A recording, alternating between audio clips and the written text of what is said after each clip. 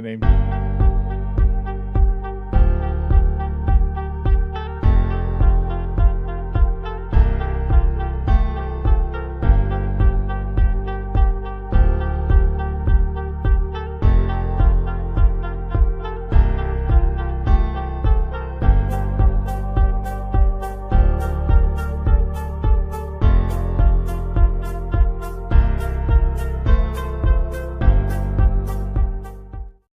All right. Good evening. Welcome in. This show looks, not completely different, but we have a brand new guest. It's SEC After Dark. It is Thursday, the second episode on our new night. Hammer just well. Don't hurt him. Hammer, don't hurt him. Hammer looked like he was doing an interview segment for Unsolved Mysteries, and he disappeared. Well, maybe there's something to that. But anyway. It wouldn't be SEC After Dark without some hijinks. So welcome into the show. Stephen Willis, Jake Thomas, Jeb Beecham, and Mike Huesmann joining us here tonight. He's our special guest. He's got the Marshall Thundering Herd flag going on behind him. Welcome in. And Mike Farrell Sports, transfer portal czar, all of the coaching information, and we're going to talk about coaches tonight. We're going to talk about coaches, top 25 coaches. Who do we think is good? Who do we think is a fraud? And why Kirby Smart is the number one coach in America. But first of all, we are presented by betonline.ag, your number one source for all your sports wagering needs. If you want to bet it, betonline.ag has it. This weekend, the Super Bowl, you can bet all kind of props. So we'll talk about that a little bit as well. Any and every props from, anytime touchdowns to what color the Gatorade bath is going to be on Andy Reid. So, you already know who's going to win? Yeah. Isn't that obvious? It's pretty obvious, yes. Pretty obvious, right? You got Taylor Swift going for a three-peat. You got the referees in your back pocket. Yeah, it's all pretty obvious. So Hammer got some light, so he no longer looks like he's doing an interview with Unsolved Mysteries. Yeah. Something I had to go back on my phone. Something, I don't know, my laptop. As soon as I get in the studio, it just buffers. Is the ski lodge you're living in over there haunted? Maybe, yeah. Or they got into the laptop because right at my alley. It seems to work on the phone, but not the laptop. So I don't know. I got to do some soul searching. So anyway, Mike, how's it going, man? Welcome. Glad to be here. I obviously have worked with Steven a few times and been a guest for him. Corey, I think you and I have communicated some in the past. I can't quite put it where, but yeah, glad to meet the rest of you guys. And it's fun to be here. I enjoyed watching your show last week and then in the past as well. Absolutely. Glad to have you on, man. I follow you on Twitter. That's why I interact with you. Yeah. Yeah. I'm sure we've interacted through Mike at some point. So yeah, for sure. And Hammer is with Biscuits and SEC, Mike. That's why he's here and what he brings to the table when he's not like being interviewed for Unsolved Mysteries. Yeah, right.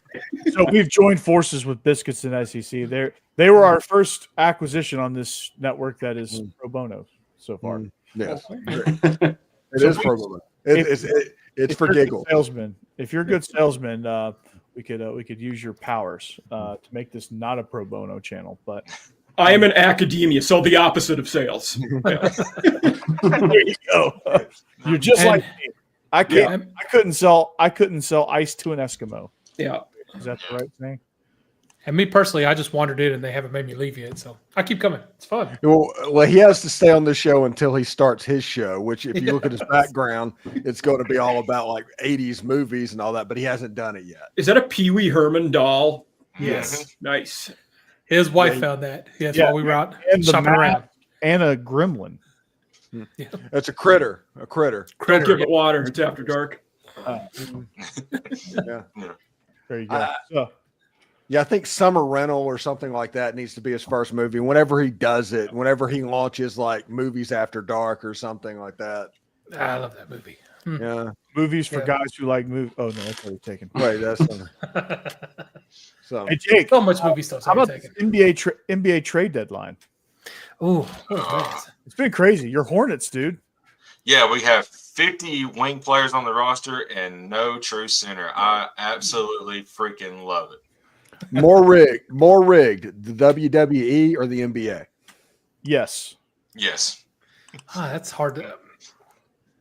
The NBA should How just do the Lakers keep pulling off? It just doesn't make sense. because Nah, it's they're the trying to be- WWE at this point. Like Yeah. that's what the NBA is. Like they predetermine the champion. We just don't know it yet. Like we all just think the NBA is not rigged, and it really kind of is. They're trying to get LeBron one more before he retires. I'm I going to hate say the Rick, Knicks because not done it. my Timberwolves haven't won a title in their 30-plus year existence. Hey, you got Ant-Man though. You got Yeah. my guy Ant-Man. I Yeah. love Ant-Man. Lost Towns, though, I was upset about that. Yeah. And Jeb, we got Dalton Connect from Yeah. one of those trades, so I'm excited about that at Mhm. least. The Well, I Hawks. think at least he'll get some playing time. He's in He will. Charlotte. Connect. Yes. Yep. Yeah, just now. Yeah, like What number is he wearing? Has he corrected the thing that has been the problem that I've had with Dalton Connect? Him not wearing the number 4 is a crime against humanity. Agree. Connect that. Yeah, I don't know what he's wearing, what he's going to wear. Well, yeah, he just got traded like today. Yeah. So Yeah. Yeah, so He hasn't. Why did he go through Tennessee and not have number 4? Connect 4. It would have been the NIL deal would write itself. yeah. yeah, no doubt. Mhm. And then my Hawks unloaded a ton of people today. Can you imagine him trying to sell the children's, like, it's not even a board game. I don't even know. Like, what would his pitch be? Connect 4. Yeah. Go Like, for it. He just used the slogan, go for it. Yeah. Connect for it. They had the life size ones too. Yeah. Hey, there he went. He just Yeah, there goes Corey and just taking off at that plane. I call myself the airport. I can't hear you. Better? Nope. Am I back? Yeah, You are now. There you are. I am now. Okay. All right. I'm not going to touch the microphone. It's going to be where it's at. Mike looks so confused right now. He's like, "What the hell is going on here?" This is the It's like, what did I shenanigans get into? I'm slowly acclimating to the process That here. door's Yeah. going to slowly open, and he's going to slowly disappear. He's Oh, like, "What the actually, hell this door is a closet because my office was spliced up from previous room. Oh. So that's not going anywhere. That's a closet. Yeah. Well, he might hide in there after a few minutes with us. Yeah. So Mike, top 25 coaches. Let's dive right into it. Okay. Yep. The list, the top of the list is pretty obvious, right? You got Kirby Smart, and then the rest, right? So Yeah. okay, I know Ryan Day won a national championship. Okay, I get that. Talk me off the ledge here. I still don't buy Ryan Day at number 2, Mike. What, I wouldn't have him too personally, but he's done nothing to be lower on that list either, if you put it that way. He has won a lot of games. He inherited a great situation, but we're really nitpicking and holding him to a different standard if you're lowering him. I'll give him that. Personally, I'd have Sark too. That's just me, but Day's awesome. I would have Whittingham way higher on this list. Dude, Matt Campbell being at number 25 is a crime. That dude does way more with the least I've ever seen in my life. Like what he's done at Iowa State is nothing short of impressive. Leipold should be up higher too. Yeah. Yeah. Leipold, I think Bielema should be up there. I'm not sure Belichick should be on this list. I know why he's on this list, but he hasn't coached in college yet. Yeah, I know. But if you're going to put him on the list, you can't. It's going to cause problems because he has 6 Super Bowl rings. Bill O'Brien should be on the list. Yeah, you can't put him under Sharon Moore as a college coach. I mean, so just leave. You should just leave Belichick off, like the other list that we have from Andy Staples. They just left him off. Wait till he gets a game under his belt. Yeah, at least one win. Wait till he starts coaching in college. Like, who's to say he's not even like they have some weird buyout clause. Like, who's to say he's going to be at UNC at the start of the season? Yeah. My gripe with this, like I just said, 2 guys I think big omissions here: Bill O'Brien, Eli Drinkwitz. Probably should both be on the list. Yeah, Eli Drinkwitz for sure. I don't necessarily agree. I think Drink is better than Venables. I think Sataki's about where he should be. Matt Campbell should be way higher. Lincoln Riley is unbelievably overrated. I was going to say that too. I don't see why he's on this list that high. But I think that's the main Shiitake, reason. He struggled. I think Shiitake and Campbell should be above Sharon Moore. Lane Kiffin should be higher than Brian Kelly. I know he lost head to head this year, but I think Kiffin is overall a better coach. I'm not sold on Kalen DeBoer at number 9, although I do think he's a really good coach based on what he did at Washington. Now he's just got to prove it this year. Dion's way too high. I think Cristobal's way too high. Dillingham is I like where Dillingham is. I'd put Marcus Freeman as 2. Signetti should be higher, probably. Yeah, he took Indiana to the playoff. Yeah. And he was great at JMU. He took them from FCS to FBS and won a lot of games right away. Yeah. I would agree. I think guys like, if you all brought up like Signetti or a Leipold or Campbell, right, that have a body of work, that means a lot more to me than like you said, like Dion. Great year this year, sure, but he's only been a head coach for a couple of years. Venables has no body of work. I don't really know what he's doing on there. Even like Kirk Ferentz, I wouldn't be mad about him being higher than like a Sharon Moore, because the dude's been doing it for 20 years. He doesn't win Big Ten titles and championships, but he wins 8 to 10 games a year at Iowa. And he's won 200 games. Yeah, he does. He's done it forever. So like, I'm with y'all. I think there's a lot of recency bias here. One other guy to that notion too. A guy I just realized. I think Jeff Brom's a pretty good coach. He took Purdue to the conference title game. He's done all right at Louisville. He's pretty good. Yeah, he's on Andy Staples' list. Yeah, I like Sark. I like Freeman, Lanning. I think it should be Kirby, Freeman, Lanning, Sark, and then Ryan Day. I think Dabo is really good on that list. I like, say what you want to say about Dabo. He's done it for a lot of years. Got a body of work. So I'd have the same 5 as you, but slightly different order. If we're going top 5, I'd go Kirby, Sark, Lanning, Freeman, Day. Now, Mike, I love this name that made this list, Chris Kleiman. I think he's with his body of work at North Dakota State and now Kansas State is awesome. Yeah. And know that Washington State, I do not know his name, it's slipped his mind, but the head coach from South Dakota State has gone Jimmy out to Rogers. Washington State. Yeah, Jimmy Rogers. So this year is going to be a transition year because they're going to go from basically kind of an air raid run and shoot running that they did with John Mateer this year. But once they get going, it's going to be a similar situation to Kleiman. Washington State's going to be hell. Yeah.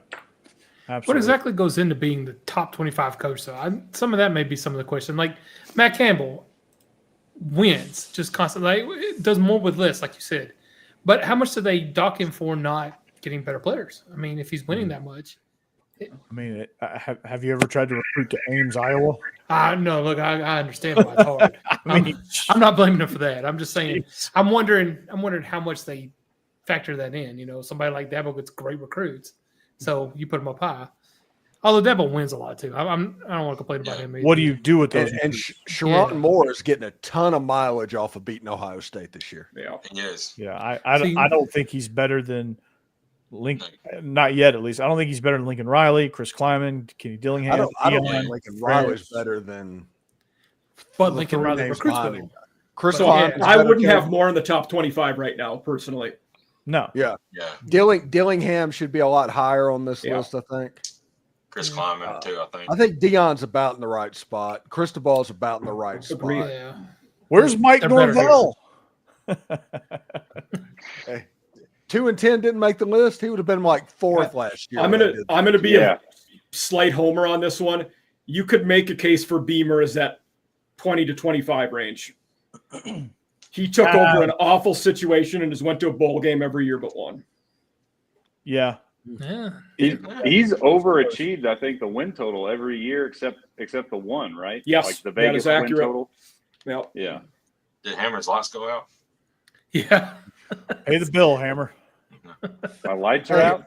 Yeah, We can't see you. yeah, we can't see it all. Yeah, we can't see All you. right, hold on here. We just thought you were like We thought you went away for a second. Hammer in the black box, little black box.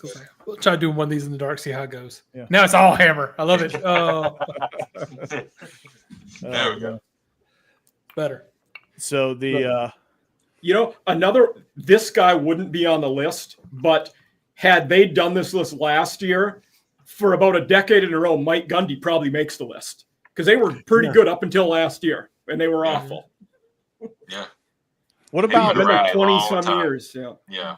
Yeah, last year they got Alan Bowman. Mm-hmm. what about Mike Elko? Elko, he's For a what he good did at coach. Duke, really, Yeah. more so than Andy. Yeah. I'll put it like this: if Drink to is say, 25, if Drink is 25, Elko's not yet on it. Yeah. I think if he was on there, he'd be at the tail end, and I don't think he's like a terrible omission. I get why you wouldn't put him on there. I like the hire a lot. I'm a big fan, but I have no problem with him not being here yet. I think that's a good one, Hammer. Yet. That is yet. I'm trying to think of some other guys that you could say do way more than with less. But I think this list is pretty much nailed it. Like who would be the first 5 out? I will say one we haven't delved into the G5 yet. John Summerall's a really good coach. Yes, he's a really good coach. Kentucky, I think. Yeah, agreed. Absolutely. Yeah. When Kurt Ferentz retires after this year and Mark Stoops goes to Iowa, then you're going to have John Summerall at Kentucky. Yeah. What about your boy PJ Fleck? Where does he stand? Close to this list. He's probably in that 25 to 35 range. Yeah, very consistent, wins lots of games, annoys almost everybody while doing it. And rows the boat. Yep. Yeah. What about I don't think he should be on there, but he gets a lot of hype. Matt Rule. Yeah. Definitely shouldn't be on there, but yes, I see where you're going with that. Needs a bit more body work. Another guy who maybe should be talked about, Jeff Monken. Guy he's done well at Army. Should have. Speaking about more with less. Yeah. Yeah. Mm-hmm. Jeff Monken. Yeah. I will say my favorite hire of the offseason so far has been Tim Albin. Charlotte getting him from Ohio. Heck of a hire. He's another one of those guys, him and Jason Candle, both in that 30-ish range, probably. Yeah, I like Jason Candle a lot. I saw his name for like some of these, lower level Big Ten jobs that he was interviewing for. Yeah, I can't believe that nobody's taking a chance on him at this point because he's done it like 2 or 3 different ways, like over a period of time at Toledo. He basically took what Matt Campbell did at Toledo and just like, hey, we're just going to keep going. Yeah. Now, I know he's not coaching anymore, but he was a couple years ago. If we had this list, a few years ago. But Jerry Kill, what would y'all have him at? Would he be a top 25 coach if he was still coaching? Yes. Yeah. That dude is outside of health problems. He would probably be at one of these major. He'd probably be at like a Penn State or his seizures at Minnesota. Yeah, is the reason. I mean, his seizures are the reason why he's at Vandy as the special advisor to the head coach. He goes to his first year at Vandy, and they make a bowl game and beat Alabama. Yeah, I mean, just go figure. I mean, secretly, he's kind of running the team. Yeah, I mean, he is the team. He's running the team. Like he's amazing. And Clark Lee was secure enough to hire him, like secure enough in his beliefs that he could coach that he's going to hire Jerry Kill. That takes a lot of balls to hire a guy like Jerry Kill, knowing who he is and the reputation he has. And remember, Hugh Freeze, it's not too late to get Father's Day gifts. Right. I mean, Diego Pavia has beaten Hugh Freeze. Like he beat him as the quarterback of New Mexico State when he was at Liberty. He beat him when the quarterback at New Mexico State when he was at Auburn. He beat him as a quarterback at Vandy while he was at Auburn. I mean, it's just like almost like they're picking teams at recess. It's like this team just beats this team. Yeah, it's ridiculous. Like I love it. The Vandy State Aggiedors. I love it. There's some hype. My upcoming show is going to be about this running back they got in the portal last year, but he couldn't play there were some circumstances, I think some academic, some health. But he's coming back. He's been cleared and he's in. There's no issues. His name's McKalen Young. He's a Vandy State Aggiedor, and he might be the home run guy. So he came from New Mexico State? Mm-hmm. Yep. Okay. He scored his best game, ironically, was against Auburn. He was the third stringer at New Mexico State 2 seasons ago, and his best game, his breakout game, was against Auburn. Okay. Yeah, tomorrow on my show, I'm doing Lane Kiffin may have found his new star running back in Kewan Lacey. So it's all about Kewan Lacey and talking about that. And my whole point and the thing that I know that he's going to be good is Lane Kiffin signed him, even though he knew signing him was going to make him potentially lose Justice Haynes. That tells you what the staff thought about this. And because they do, like, Trey Hall was a running back that signed in December. Nobody knew about it until mid-January because Lane Kiffin didn't want to scare off transfers. He plays that game. But he took the Kewan Lacey, even though he knew it would affect Justice Haynes. And they still got Jordan Simmons, who was Akron's best running back. Yeah, for sure. So who's going to be, Mike, who do you think is going to be the biggest names entering this? Are you hearing any sort of smoke on who's going to enter the spring portal? No, I mean, it's too early for that. And the thing I always look for in the spring is QB battles we have going. Whoever loses those battles, there's going to be movement there. Mm-hmm. So I do wonder, Bama-wise, it's going to be interesting. QB-wise, we don't really know what's going to happen there. I made the comment to someone yesterday. Hypothetical, you wonder if they wish they would have let Simpson go and kept Eli Holstein. Holstein looked pretty good last year. Yeah, he did. I think that Russell's going to end up winning the job anyway, and Simpson's Simpson's going to end up in the market anyway, and he's just going to be like hell at the University of Memphis. That's kind of where he is going. I think MTSU is going to dominate with Ty Simpson. The pride of Derek Mason. Derek Mason's he's gonna win a G5 Natty. They don't do which that. Should be a thing, by the way. That should be a thing. Yeah. How dope would that be? Like, just go high school model, just have a G5 Natty. How dope would that be? Like, just think about how good like recruiting could be for those schools. Like, you could recruit to winning a national championship and competing for a national championship at MTSU. I wonder, say this hypothetically, say they did this last year. Would Boise have made more money doing that, playing 3 games, or the 1 game they did this year? I don't know the answer. I mean, obviously, because it's a way bigger bowl and stakes, they probably made more money this year. But they would make their share. They would make their due share because people would watch that. People would watch. People watch the FCS playoffs, so people would watch a G5 playoff for sure. It would be really cool. Like, you could set it up exactly the same way, except while the Power 5 or the Power 2 or whoever's in there, the ultimate power schools have bowls like the Sugar Bowl, the Orange Bowl, the Rose Bowl, and that. You got the G5 Bowl. They're playing in the Pop-Tart Bowl. They're playing in the Gator Bowl. They're playing in the Bahamas Bowl.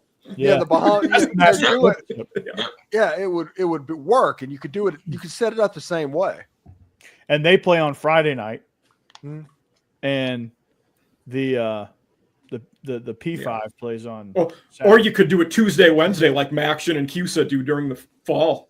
I love that. Oh my goodness! Yeah. Just playoff Maction. Yes, sign me up right now. Yep. Buffalo, New York on a Tuesday night. Oh God. In December. Jacksonville State at Buffalo. Yeah. Ooh.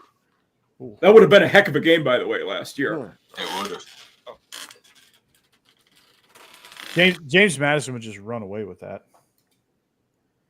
They would have run away with that. Conference Sun Belt champs this year. Knocked off JMU last regular season game of the year. The Thunder. And then let your coach walk, didn't you? Yes. And the whole team. There was a lot to that. Yeah. And they've gotten a lot of guys in the portal too. But Old Charles Huff. Everybody's gone. Southern Miss is low key going to be a pretty good team next year. They are. And their old coordinators, Blake Anderson. Yeah. Former Utah State. Yeah. Oh, that guy's a turd. I've heard some bad things about him. Mike, one of the I think he's a trainer. He helps train or something for Marshall. He's a He's a former neighbor of mine, so that's pretty cool seeing him do that. Nice. Yeah, it's pretty neat. I keep up with him. He's got a Facebook, and I follow him. He's just enjoying life. Yeah. Yeah, it was definitely a turbulent offseason here. And not that I'm not affiliated with the Athletics here at all. Right. Yeah. Who did they end up hiring? Where's he from? He was the D coordinator at NC State for Dorn for a while. He's a West Virginia guy. Okay. And then the O coordinator is Smith, who was Rich Rod's O coordinator at multiple stops, including Jacksonville State. So it's going to be the hyper tempo running Rich Rod offense. Okay. I'm surprised he didn't go back with Rich Rod to West Virginia. Yeah. I feel like Rich Rod's a pain in the ass to work for or with. Just be around. I think you can avoid the work for part of that. Yeah. Yeah. Rich Ross is a unlimited that. The thing I wonder with them, so I believe West Virginia technically hasn't hired an O coordinator. I wonder if Rich Rod told him, I'm going to be calling plays, so if you really want to be the coordinator, maybe going somewhere else is a good idea. That's a good point. Yeah, it's true. Going to Marshall was the choice. Mm-hmm. Yeah. And I still say if Jalen Milroe would have decided to take some NIL money and go to West Virginia, he'd have won the Heisman next year. Would have been a very good fit. Yeah. That would have been fun. Very, very good fit. You think Rich Rod's going to do pretty good at West Virginia again? I think so. He knows how to recruit, right, Mike? Yeah. But the problem is you usually can't dial it back. Yeah. The second apple the second time it falls, it doesn't taste the same. So he had so much success this first time in West Virginia. How are they going to be able to react to a 7-5? Right. And the old Big East was a lot different than the Big 12 is now. That was a very top-heavy conference he was in before, where you had a lot of games you could pretty much put a W next to on the schedule. Not that the Big 12 is great by any means, but there's a lot of parity top to bottom. Yeah, I think that Big East that year was there's a famous South Florida and Rutgers, South Florida and Rutgers, and there was another one where Louisville and Bobby Petrino was going crazy. That was I think it was 2006 where it was Louisville. Basically, it was the game of the century for the Big East that year was Rutgers versus Louisville. It was like the sky cam. It was like the sky cam shot of the kicker. They called him Judge because his last name was Ito.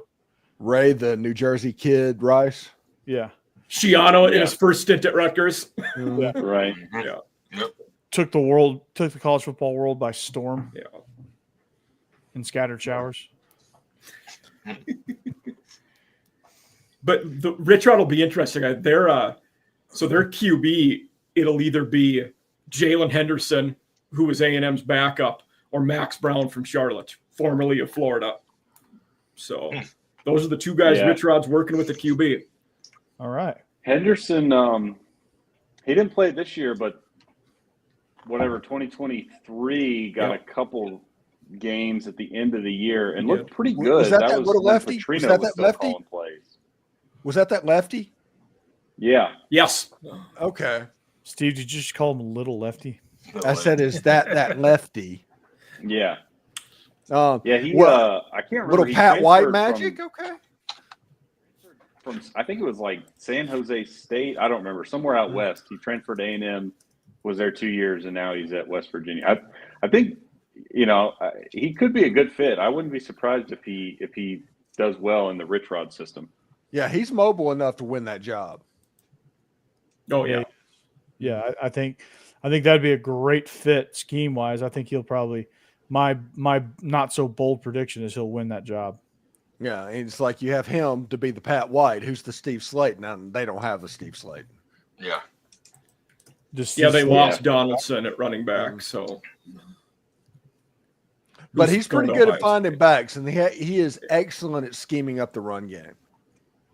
Yes. The way he talks about the 12 personnel run game that he runs out of the shotgun is pretty interesting. He refers to them as surfers. And Yeah, it's pretty neat how he schemes up the run game, and that's the reason big plays happen for him. Yeah. They brought in an interesting running back in the portal, a guy named Ty Edwards, who was at Northern Illinois FCS. But 6'4", 235, and absolutely looks like a tight end, but he's a running back. Wow. Okay. Dang. Not bad. So,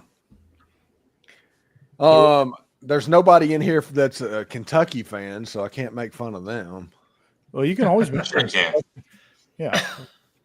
We're today on our Locked On show was our SEC squad show, and it was like playing an episode that we recorded right after Alabama or right after Arkansas beat Kentucky, and John Neighbors, the host of Locked On Razorbacks, referred to it as "Cope with Pope." Yes. Cope with Pope. That's great. I'll just say, Calipari is the least sympathetic figure ever. I found it kind of gratifying that he could go back there his first time and beat Kentucky. I was happy for the guy.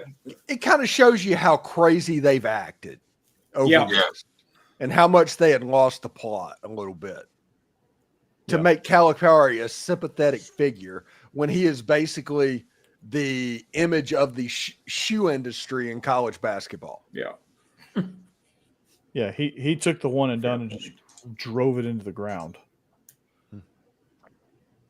Yeah. But to that point, too, for those guys that did go one and done, he probably did right by them because they're making a heck of a lot of money now.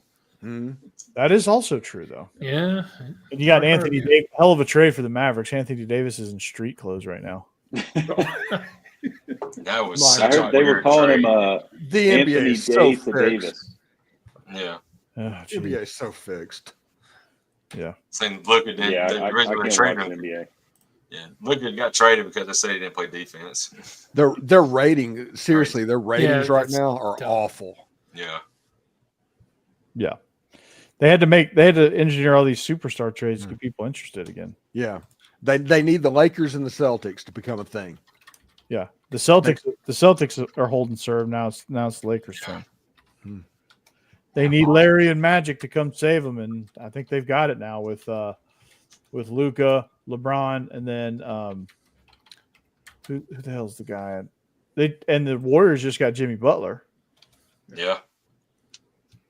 Oh, The Butler did it. It's no coincidence that TikTok is suddenly starting getting hit with a bunch of just like clips from that Magic Johnson show that was so good, but just him and Larry Bird going at each other. Yeah. Because they're definitely trying to recreate that. Yeah, Larry. Because Larry, honestly, that's what saved the NBA the first time. What brought it onto the scene, was Magic and Larry. Heading into Michael Jordan, and Jordan took it to the stratosphere, and then the NBA, for whatever reason, right now, it's just it's a bad product to watch. Well, honestly. it's the Steph. I mean, I love Steph Curry. I think he's a great player, but he has ruined basketball because he's so good at shooting threes that's all anybody ever wants to do. Well, I as much as I would like to blame Steph Curry, I think I was in Austin for a trip. This was probably 10 years ago. And they were doing a story on the D-League team for the Houston Rockets. And they were the first team that completely do the layups and threes. The whole analytics thing that you see everybody doing now. They were testing it at the D-League level at that point. And they were talking about how revolutionary it was going to be. So I don't know if Steph can take all the blame.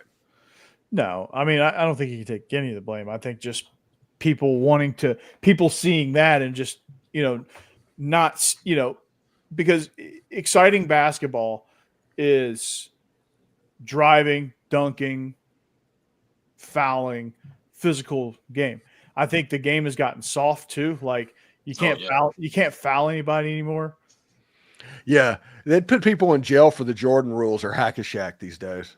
Oh God, yeah, like what the Pacers and Knicks used to do to each other. It's ridiculous. Like they would Palace. Yeah, the Malice at the Palace. Malice at the Palace. Yep.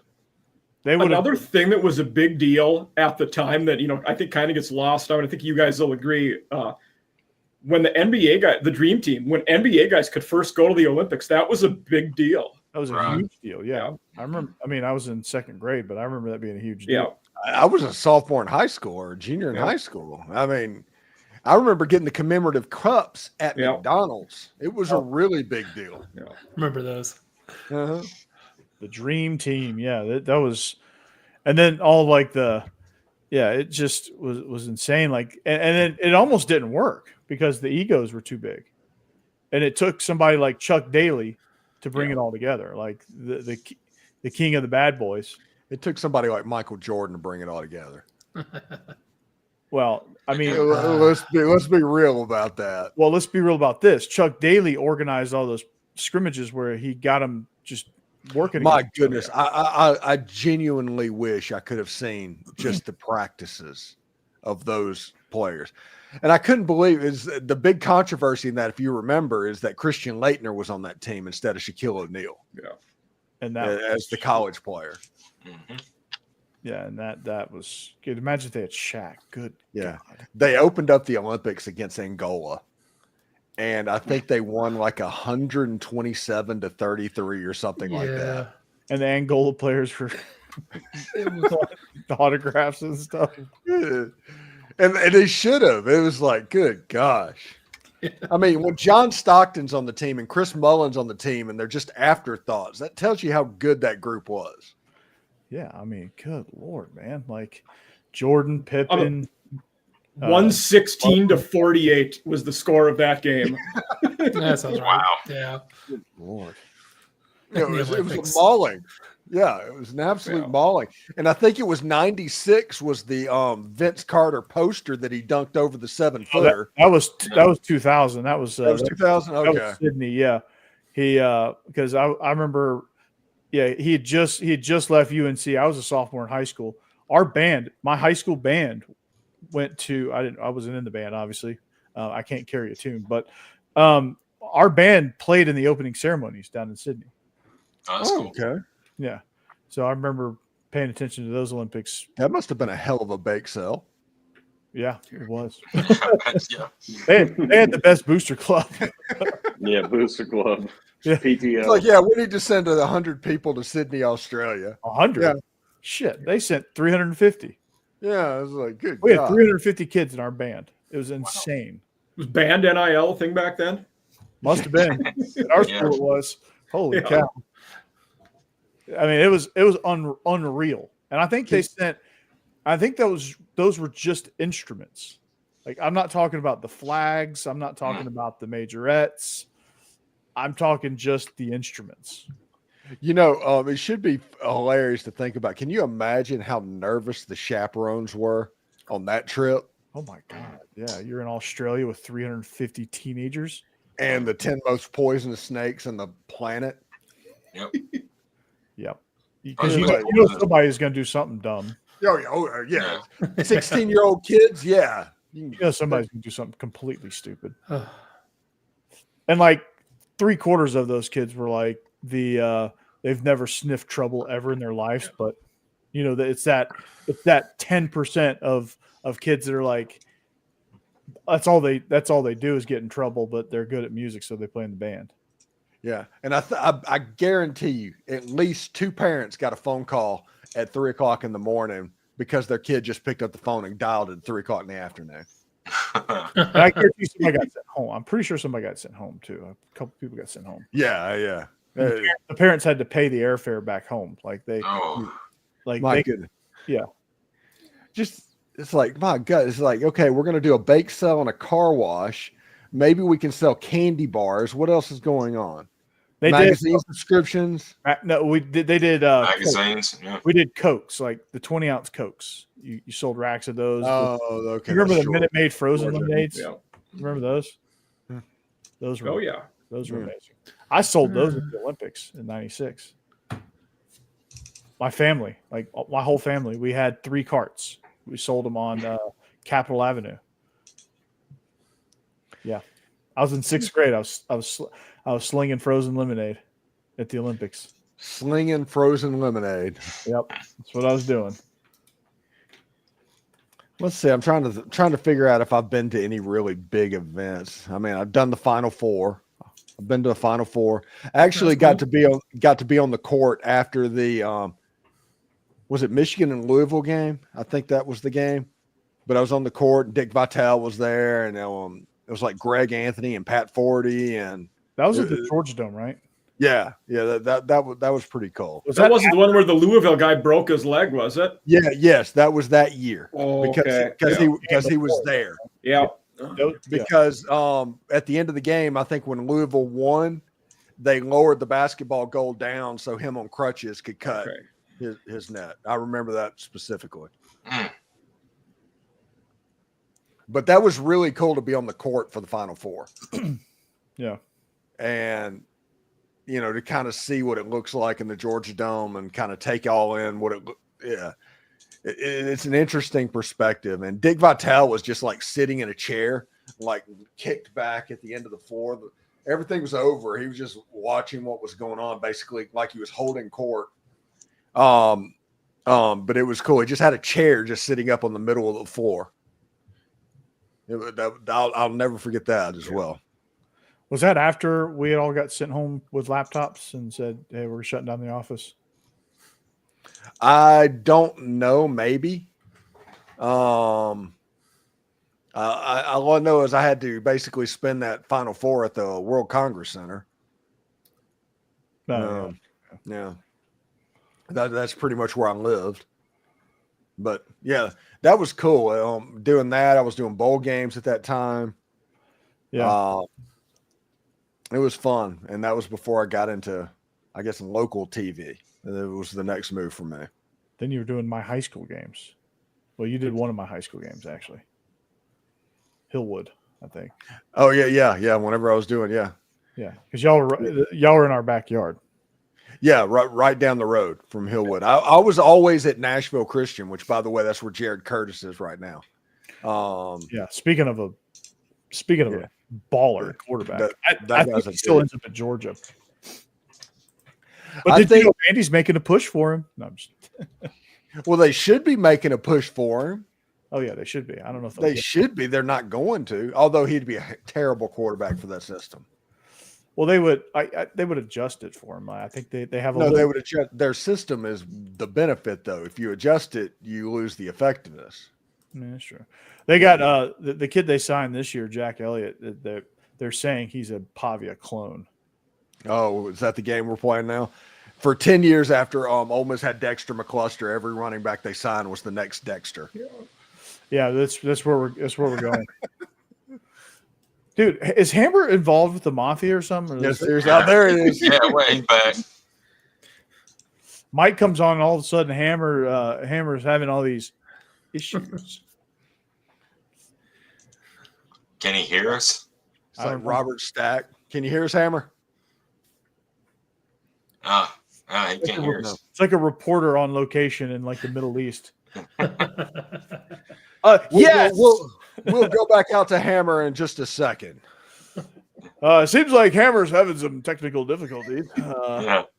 I'm going to make some other quip to the weather person. Yeah. Oh my gosh. All right, Super Bowl guys. All right. Not that it's any surprise. But the Chiefs are favored by 1.5, and I think they're going to get a three-peat because it's going to come down to coaching. And Andy Reid is far greater than Nick Sirianni. Nick Sirianni, if it wasn't for some questionable calls, the Eagles would have won the last time they played. But this year they have the referees too. I understand that the Chiefs are going, but they've collapsed in the fourth quarter in a few of their games. More than I'm comfortable with picking them. I'm leaning. Yeah, so you said you think it's going to come down to coaching. I'm leaning Eagles because I think it's going to come down to the run game. Saquon, that's what I was about to say. He's on another level right now. He is. I will say the Chiefs' D has been better this year than they have in the last few years, though. So They're allowing fewer points. Their front seven is ridiculous. I think Jalen Hurts is going to struggle in the pass game. He could. Because Chris Jones and they're just Spagnuolo is an elite defensive coordinator. Yeah. Not much of a head coach, but he's an elite defensive coordinator. Andy Reid is about as creative as they get. He's probably arguably the greatest to ever do it. Arguably, if you look at his resume, I mean, you could make an argument for him. Although I think Belichick is obviously the guy, but you could make an argument for Andy Reid. Yeah, and only the Chiefs could make the Eagles the sympathetic team. 100%. Yes.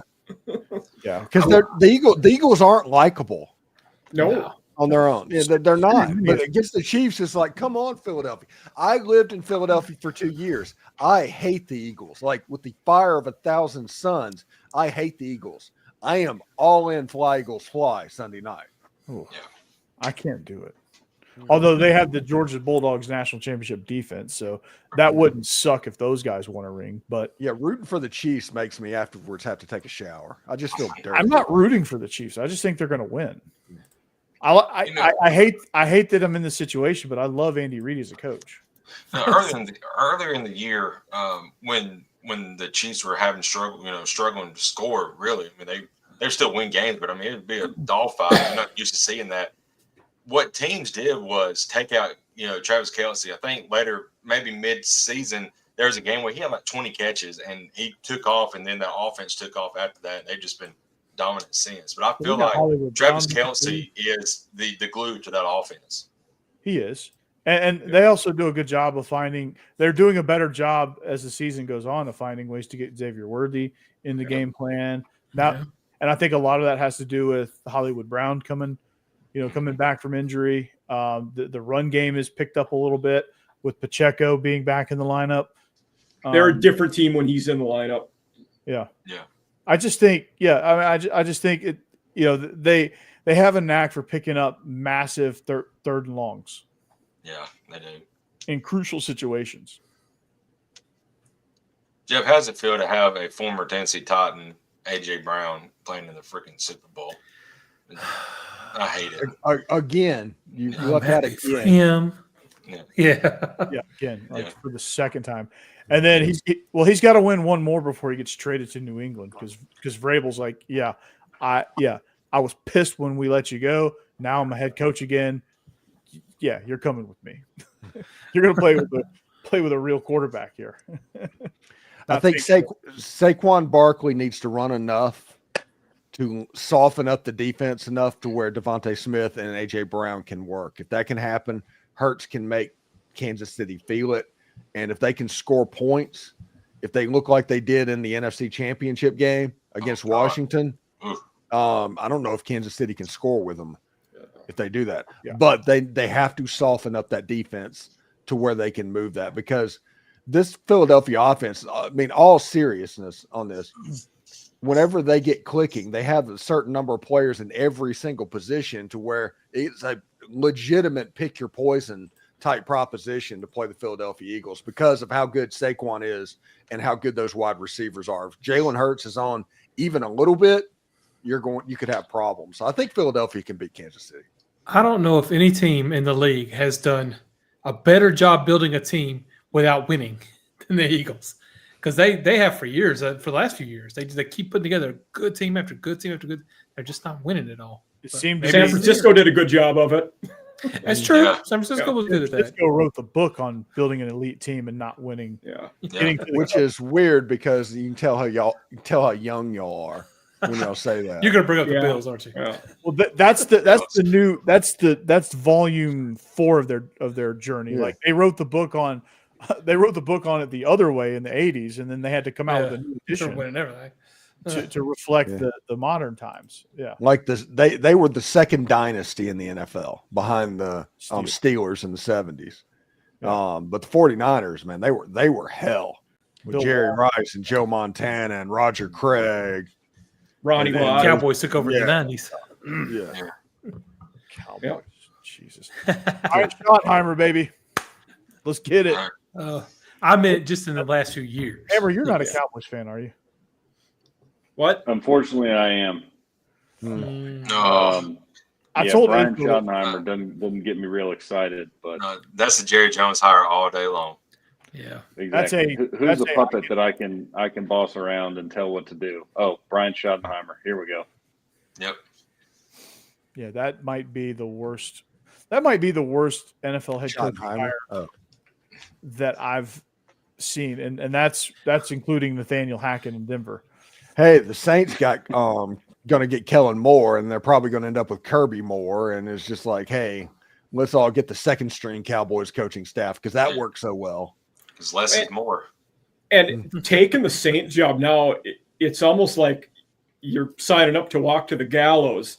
Their team's going to be so bad for the next 2 years.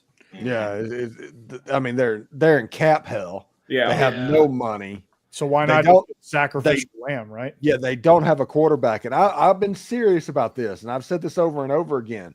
Into the camera, I am not going through the 80s again. I am not taking that journey again. Well, Steve, you're a Dolphins fan now. Just go. Yeah, Cordell Stewart. You want those days back? Listen, the Saints won their first ever playoff game.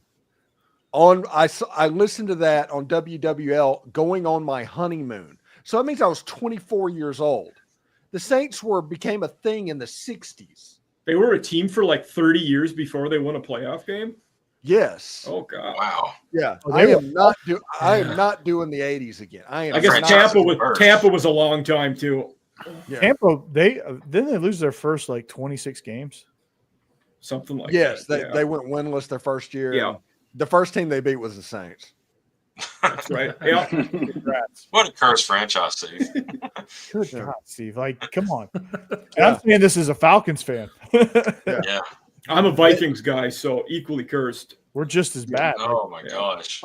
Up until 2008, the Falcons had never had back-to-back winning seasons.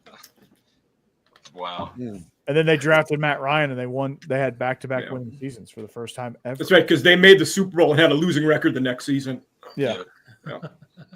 I mean, the Vikings a few years ago with Kirk Cousins, I think they won like 14, 15 games. Then I think they got beat like their first round of the playoffs. I'm like, man. So the Giants, that happened this year. That was Dable's first year. Yeah.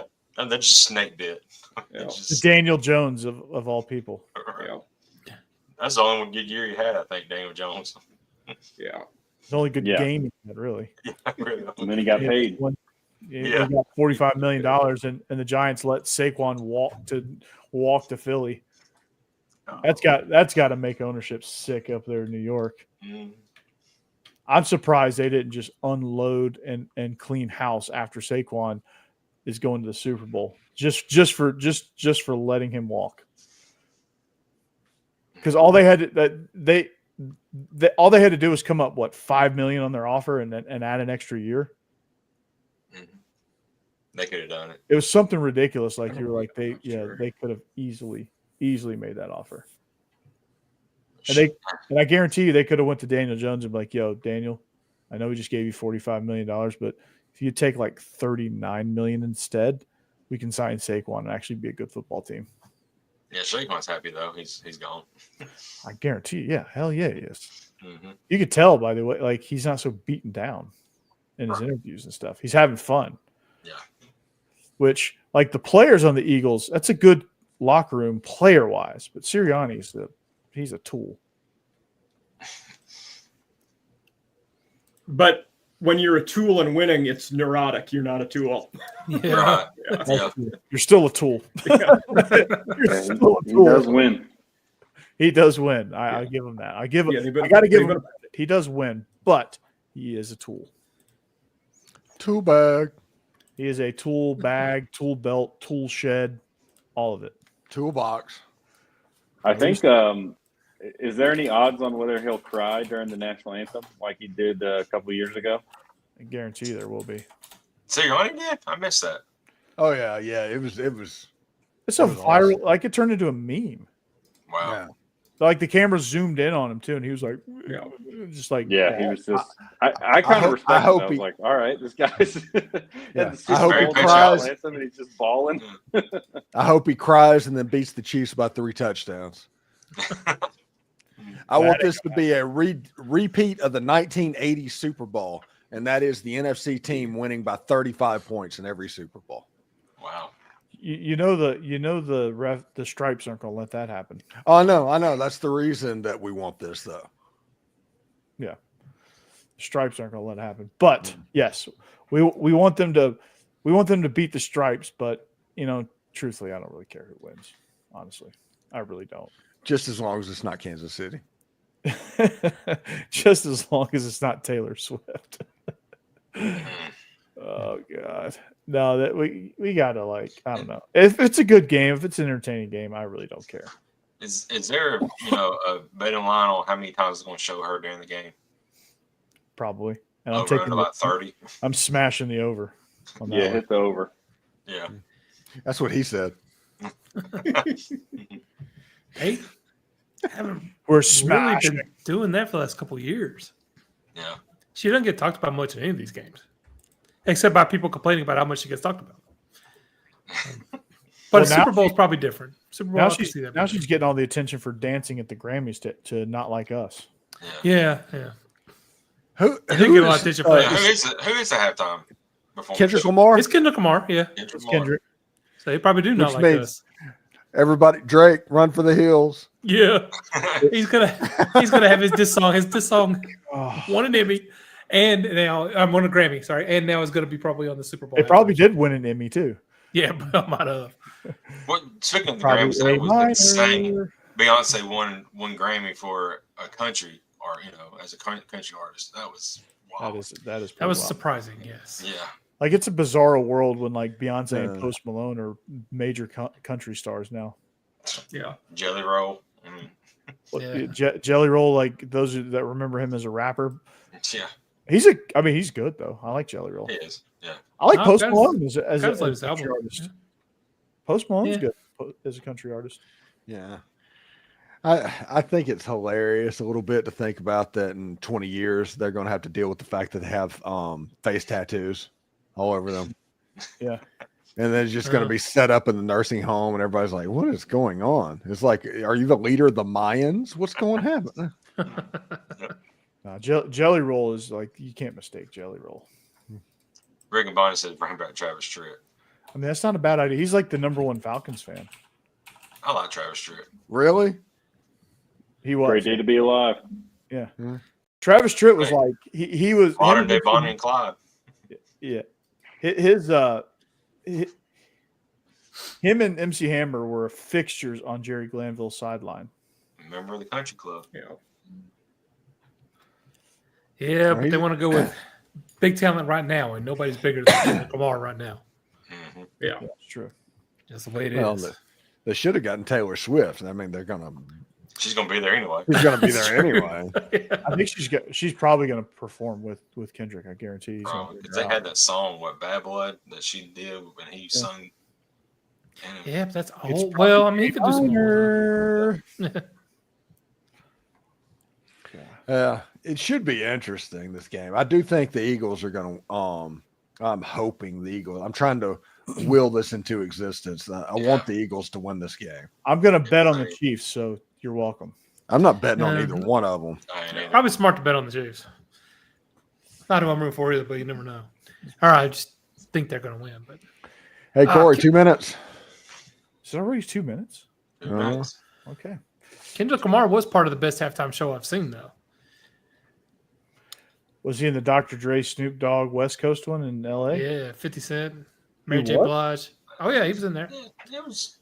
Well, he was in there, yeah. That was a really Prince or Michael Jackson still. Prince, that one was great. Michael Jackson. Yeah, that Prince one was great. Yeah.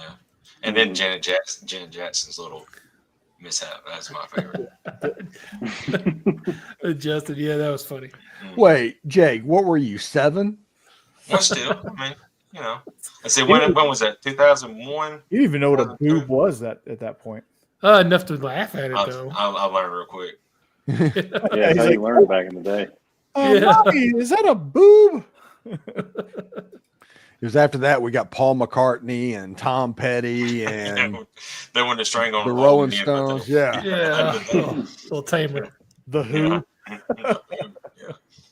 Yeah, that's great. Now that they're like, okay, it's safe. It's been 10 years. Now we can go back to some younger people. Right. Yeah, Purple Rain in the Rain. Oh my God, that iconic, freaking iconic. I thought, that was good. I thought all the shows have been pretty good. What must have been 8-10 years ago. I thought Lady Gaga did a good job. She dove in from the top of the stadium. Yeah. Katy Perry was pretty good. Yeah. She had left short. Yeah. Lady Gaga goes skydiving in from the top of the stadium. That was in Miami too, wasn't it? Wasn't that in Miami? Cool. It's like brand new Hard Rock Stadium. Might have been. And she was on the little ledge thing and she dove in. I don't know. Ever since Katy Perry was bad, Katy Perry was in Arizona. About that. Katy Perry was in Arizona. Okay. Yeah. I thought Coldplay was good too. Yeah, Coldplay was good. Surprisingly, yeah. Because I'm not a big fan of theirs, but it was a good show. I can't think of a bad one. I mean, Adam Levine was good. Not in my lifetime. I don't think there's been a bad one. I haven't. I mean, Steve, the Super Bowl one, that show was pretty bad though, right? Wasn't it? That was the one where they had there's some viral video of the halftime show of that one. It was like 5 cheerleaders in the middle of the field. And like a 15-member marching band on the field. It was not a good halftime show in the first Super Bowl. Rinky dink, yeah. The Black Eyed Peas did it one year that was really bad. Yeah. I knew there was somebody. I was trying to remember who it was. It was the Black Eyed Peas. I remember that. Yeah. Last year's wasn't very good. What was I last don't remember who did last year. What was last year's? I don't Rihanna? know. Oh yeah. I don't remember. Usher was last year. Yeah, Usher was good. So Rihanna was the year before. Yeah. Okay. Rihanna was just okay. I didn't think she was terrible. Yeah, no, I mean, you're right. She was all right, but Usher was good. I liked Usher. In Rihanna's defense, she was heavily pregnant, so that probably takes away some of your movement and energy. Yeah, no kidding. That is true. Maroon 5 did it a few years ago. I didn't like that one, but I'm not a huge Maroon 5 I thought fan. Levine was all right. I thought it was all right. I thought that was pretty good. I thought he did a good job. It's at the point now that they need to have Garth Brooks do a halftime show. I'm all for it. Yeah, he caught some heat from one of his I guess wardrobe people or makeup person or somebody on his staff. He caught some. I saw some report where he was getting. Now I think there was some hush money, but like there was some like misconduct involved. Alleged. Yeah, alleged. So Duke LaCrosse says hi. Yeah, it was 3 or 4 years ago. The Weeknd did one. I didn't like that either, and I was surprised. That turned into a meme where he's walking through like that with the sparkles. That one. Yeah. That was a good meme. It was a good meme. All right, 2 minutes, right? 2 minutes. About 5 minutes ago. Blew way past that one. All right. Well, we are SEC After Dark. Hopefully, Mike will be more of a fixture here, especially love to be. Yeah. Especially in people's absences when Jeb decides to go on these sabbaticals where he's Googling things. So Mike Huesmann, king of the transfer portal, Mike Farrell Sports. Where else can we find you, Mike? You can. Twitter's about the best place to find me if you want to see any of my content. I, write on a lot of coaching carousel stuff, and that's the best place to get me. All right. Jake Thomas, Tide Talk Live. Soon to be Bam After Dark, maybe. I don't know. We're still in the works with that. This channel is still very much under construction. And just imagine being under construction, you can't pay your construction crew, so it like pauses every once in a while. So like Vanderbilt. Yeah. So we have a swinging scoreboard right now. Yeah. Jeb Beecham, if he ever does a show, it'd be Hell on Wheels '80s movies after dark. No, USA Up All Night. That's what it should be called. Oh wait, no, that's not bad. Yeah. That would probably work. I don't see how that couldn't work. Nobody's used that. We'll talk about Predator next week. Yeah. I killed Predator with my bare hands. Get to the chopper. Get to the chopper. It's not a tumor. Different movie.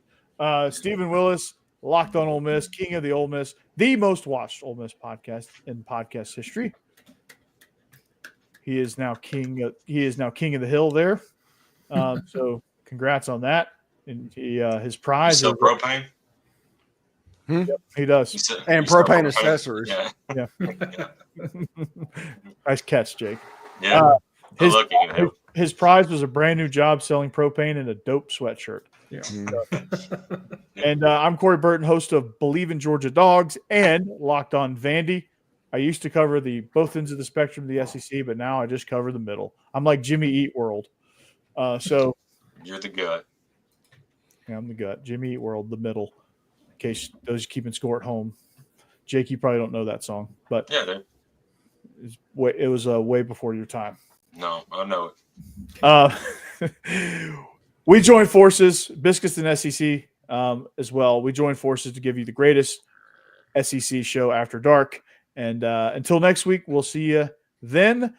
Pre-Valentine's, we'll warn you to go out and buy a gift for your wife or your spouse or your girlfriend or whatever your situation is. You need to buy a gift. We'll warn you for that. And make sure you got your reservations. Until then, we'll see you back here next week. Go Dogs. Anchor down. Hotty toddy. Congratulations, Lady Falls. Go Cox. Roll Tide. Boiler up. Hammer.